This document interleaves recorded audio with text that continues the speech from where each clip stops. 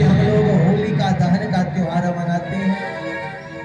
कहते हैं महाराज, होलिका को तो अग्निदेव का वरदान था कि वह आग से नहीं जल सकती, फिर होलिका का दहन कैसे हो गया? क्योंकि अगर हमें वरदान मिलता है तो वह वरदान दूसरों को कष्ट देने के लिए नहीं, अपनी रक्षा करने के लिए मिलता है। अगर हमें कोई पद मिलता है तो वह पद दूसरों को कष्ट देने के लिए नहीं, बल्कि अपनी रक्षा करने और दूसरों का उपकार करने के लिए हमें पद मिलता है। लेकिन जिस दिन हम किसी पद को प्राप्त करके और उससे किसी को कष्ट देना प्रारंभ करेंगे तो ध्यान रखना, वह पद अधिक समय तक नहीं रह पाएगा। अरे वरदान मिला था होलिका को अपनी रक्षा के लिए, लेकिन उसने उस वरदान का दुरुपयोग किया, जिस कारण वह वरदान नष्ट हो गया और होलिका जल करके भस्म हो जाती है।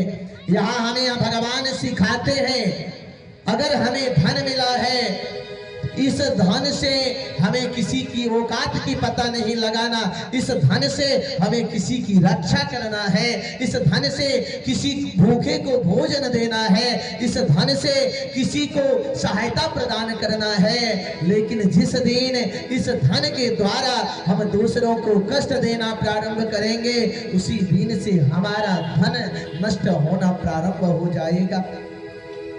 प्रहलाद जी का कुछ नहीं होता, होलिका जल करके भस्म हो गई।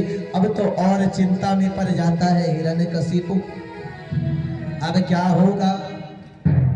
और प्रहलाद जी का एक नियम था कि वह अपनी मैया कायाधु के सिवा किसी और के हाथ से भोजन नहीं करते थे। इसलिए हिरण्यकशिपु आता है और आज आकर के कायाधु से कहता है, कायाधु जब तुम आज प्रहलाद को भोजन दोगी, उस भोजन में विष मिला देना। महाराज सोच सकते हो, कायाधु कौन है? प्रहलाद की माँ। और आज माँ को कहा जाता है कि तू अपने बेटे को विष खिला दो, उस मैया के साथ में जो बीतता हो।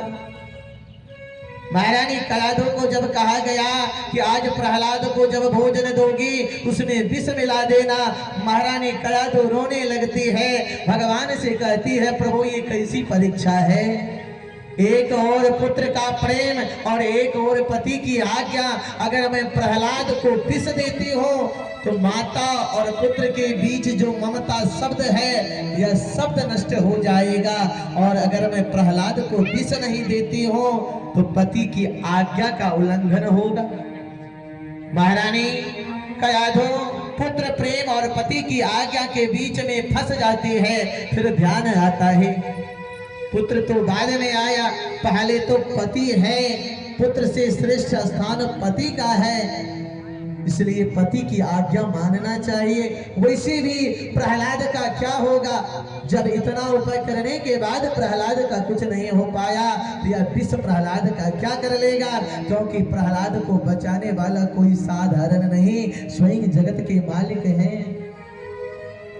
महारानी कायाधु भोजन में विष मिला करके प्रहलाद जी को देती है। प्रहलाद बेटा तो मुझे क्षमा करना क्योंकि मैं विवश हूं। लेकिन प्रहलाद तेरा कुछ नहीं होगा। अरे माता ने आशीष दिया, बेटा विजय तुम्हारी है, तेरा बाल न बाका हो सके, क्योंकि रक्षक जब गिरधारी है, तुम्हारा रक्षक स्वयं भगवान है, और जब तुम्हारा रक्षक स्वयं भगवान है तो भला यह विष तुम्हारा क्या कर सकता है?